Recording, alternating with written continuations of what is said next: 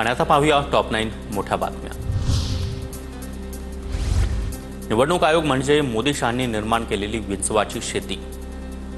निवडणूक आयोगाला कठोर दंडित करणं गरजेचं, सामनाच्या अग्रलेखातून केंद्र सरकारसह निवडणूक आयोगावर निशाणा।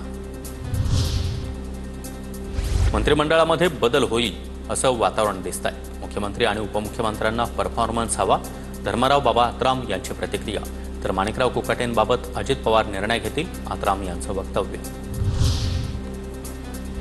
भाजप प्रदेशाध्यक्ष रवींद्र चव्हाण आणि उद्योग मंत्री उदय सामंत यांची काल मुंबईत बैठक संपन्न।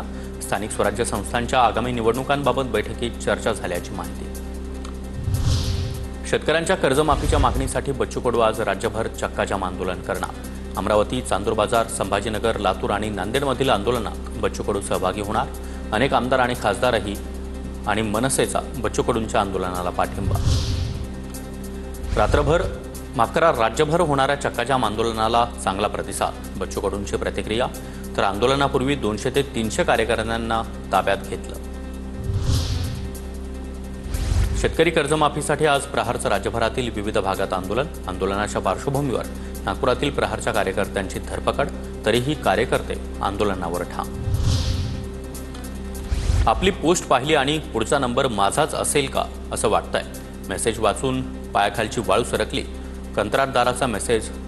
जितेंद्र आव्हाड यांच्याकडून ट्विट। नागपुरात शिंदेंच्या शिवसेना शहर प्रमुखांच्या हॉटेलमधून अवैध दारूसाठा जप्त, मंगेश काशीकर यांच्या अपना धाब्यावर कारवाई। मंगेश काशीकर आणि भरत दुबे विरोधात गुन्हा दाखल। बुलढाण्यामध्ये अतिक्रमणधारकांचा अधिकाऱ्यांवर हल्ला, वन आणि पोलीस विभागाच्या 8 ते 10 गाड्या फोडल्या। मोताळा पोलिसात 30 ते 40 जणांवर गुन्हा दाखल।